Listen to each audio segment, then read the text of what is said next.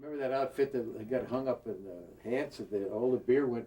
Oh yeah. What was that big bluey called? That thing? John Dietrich. Dietrich, and all And the beer Hoosier, went floating down the river the thing for the that next raised 3 the months. motor. Yeah. He had a deal that raised the motor. It was a CO2 cartridge, and he'd hit the button and then shoot that motor up out of the water. He said, "Boy, look at this! It really works good." And he got in the rapids and he hit the Hoosier, and it didn't work.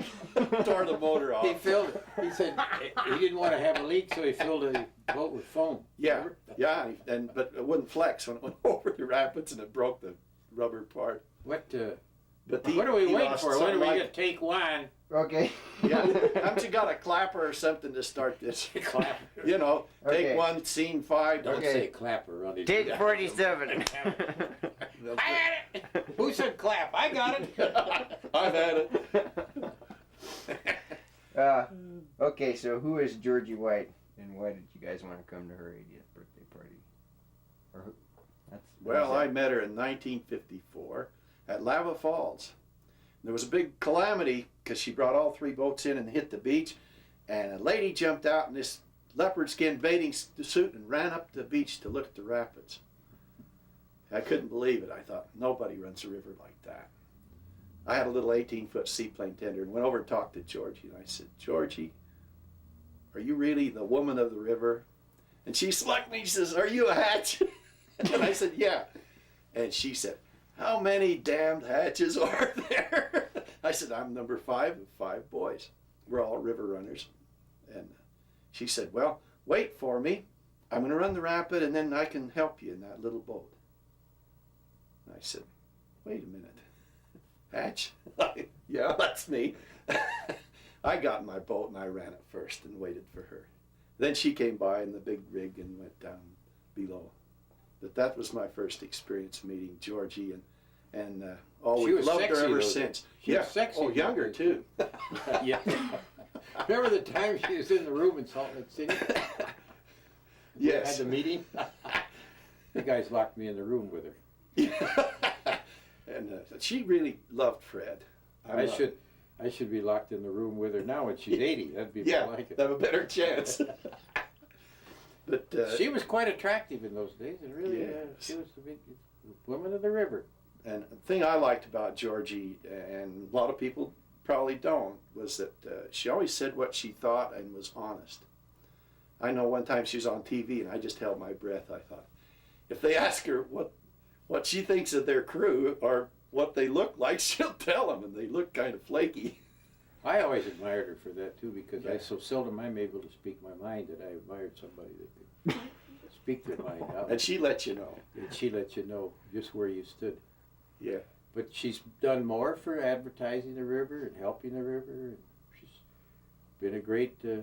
Well, wasn't she the first one that ever?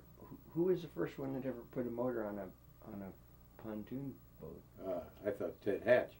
Uh, But then she could give her credit. She's 80 years old. Yeah, I think we you want to should take be that better. away, but- Don't take it. Give her. I think that she was one of the pioneers. in She was the river first one to tie 3 of them together running. Yeah. to make a big Georgie barge.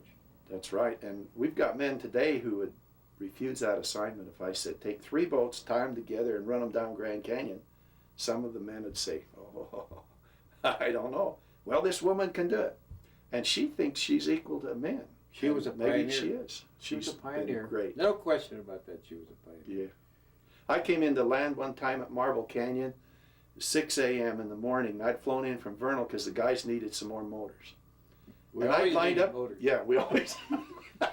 You got that right. And boats. And so we came into land, and there's some guy run up the airstrip. So I buzzed him because I needed to land. I was low on fuel too. And it's a leopard skin bathing suit, Georgie, and she was doing her exercises. And you probably know she's a vegetarian, but she exercises and goes strictly vegetarian. And that's probably what attributed to her longevity in the Grand Canyon is 80 years of salads. And I took her out to dinner one night, and it was the least expensive date I'd had in years. She had a salad and a glass of blackberry brandy. And that was all. I think she took a little drink once in a while, a little nip. Although nowadays, I guess things have changed. You can't have a little nip on the river anymore. No. It's such a shame to see times change. Yeah. We used to have so much fun on the river. Remember when you buzzed us and dropped propellers down? Oh yeah, in a bag. How about the time I dropped the sleeping bags to you? Yeah. Put out the fire. I remember one time. Wait a minute, now you dropped sleeping bag In an airplane. Yeah. and put out the fire? Yeah, the bags hitting on the edge of the river. The fire was by the edge of the river. Fred was by the fire, and it put the fire out. Skipped right in, just skipped in like that, just bounced in those We could've waterproof used- bags, and just right through the fire. We could have used Georgie for that. Well, how come you were dropping sleeping bags? We forgot them. It was a common occurrence in those days. Yes, there was to forget. One time we started out with 30 people and forgot life jackets, and Ted Yes. dropped them off the bridge. Remember Yes. how he had so much fun dropping them, and you look up and they just make a curve. And he was trying to see how close he could come to us. There's enough wind drift from the bridge, the Navajo bridge, down to the river, that you couldn't hit the guy if you dropped him right at him. Sometimes you drop them and they blow over onto the ledges, and then you couldn't get them. So when we dropped them, I'd say, aim right at the boat. And so this one day, we dropped a big bundle. No wind. And there wasn't any wind. They kept going. And Fred's down there, and the echo and the acoustics in the canyon are unbelievably clear. But Fred looks up and he says, "Do you see that?" Yeah, There. we could see it. You know, Goddamn! Then I heard his motor go, "Wah!" And about then, boom, and it echoes all the way up there. "You guys are gonna kill somebody!" And we're up there laughing, wow, we got old Fred on that shot.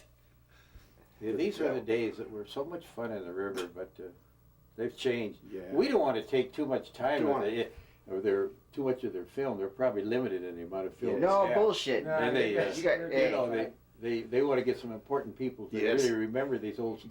Guys, yeah, because somebody will check our credibility.